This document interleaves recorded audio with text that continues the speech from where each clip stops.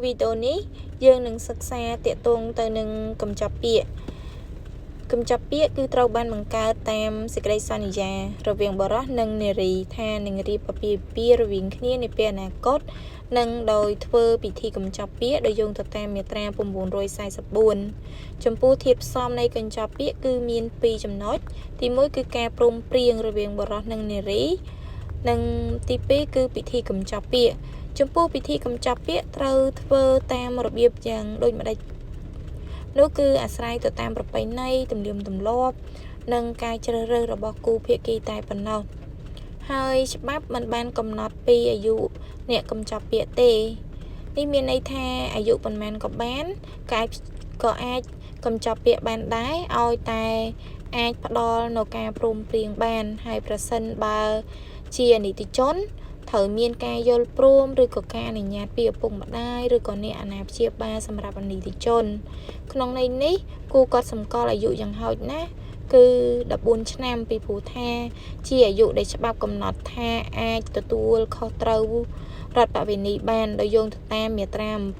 745កថាខណ្ឌទី1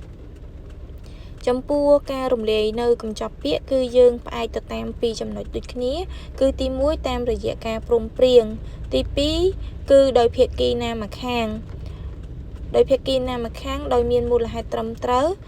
ភាគីដែលបានលើកចំនួននៅពេលកម្ចប់ពាក្យអាចទាមទារឲ្យសងចំនួនមកវិញបានដោយយោងទៅតាមមាត្រា945ខ្ញុំសូមលើកឧទាហរណ៍មកបញ្ជាក់ឧទាហរណ៍បុរសកនិងនារីខបានព្រមព្រៀងភ្ជាប់ពាក្យជាមួយគ្នាដោយបានធ្វើពិធីកម្ចប់ពាក្យដោយក្រោយមកនារីខបានដឹងថាបុរសកមានទំនាក់ទំនងស្នេហាជាមួយនឹងនារីផ្សេងទៀតហើយដូច្នេះហើយនារីខបានសម្រេចចិត្តផ្ដាច់ពាក្យមានន័យថារំលាយកម្ចប់ពាក្យមូលហេតុដែលនាំឲ្យនារីខផ្ដាច់ពាក្យគឺជាមូលហេតុត្រឹមត្រូវហើយដូច្នេះហើយបុរសកគ្រាន់តែអាចទាមទារឲ្យនារីខនឹងសងចំនួនមកខ្លួនវិញតែប៉ុណ្ណោះដោយមិនអាចទាមទារឲ្យនារីខនឹងបង់សំណងជំងឺចិត្តណាមួយនោះទេចំពោះចំនួនគឺយើងសំដៅទៅលើប្រទានកម្មដែលភាគីម្ខាងជូនទៅដល់ភាគីម្ខាងទៀតដោយសារតែកម្ចប់ពាក្យខ្ញុំសូមលើកឧទាហរណ៍ដូចជាចិញ្ចៀនភ្ជាប់ពាក្យជាដើមចំពោះប្រាក់ដែលភាគីម្ខាងផ្ដល់ទៅឲ្យភាគីម្ខាងទៀតដើម្បីរៀបចំពិធីកម្ចប់ពាក្យ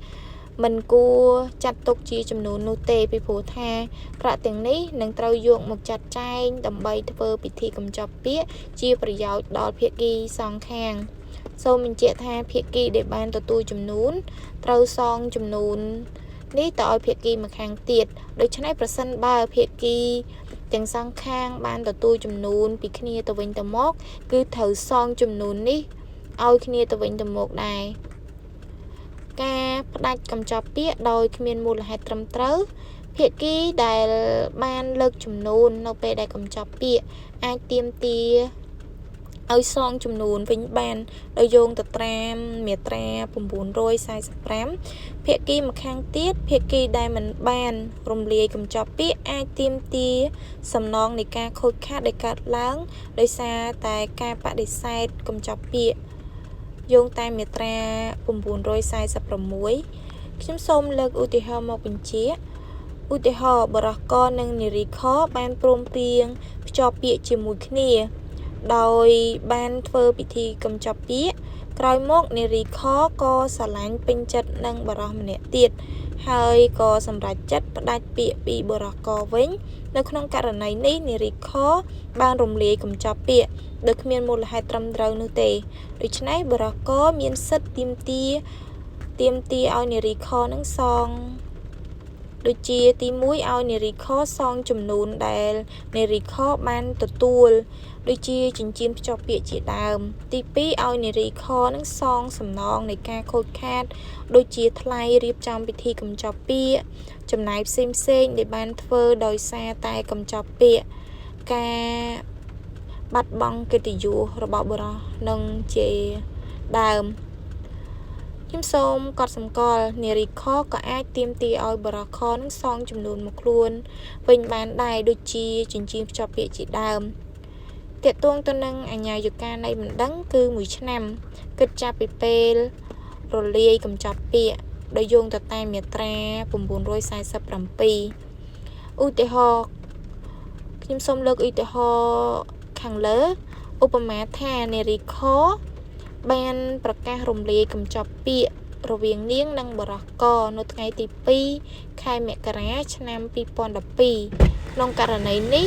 បរិះខត្រូវតែធ្វើបណ្ដឹងទាមទារយ៉ាងយូរបំផុតត្រឹមថ្ងៃទី2ខែមករាឆ្នាំ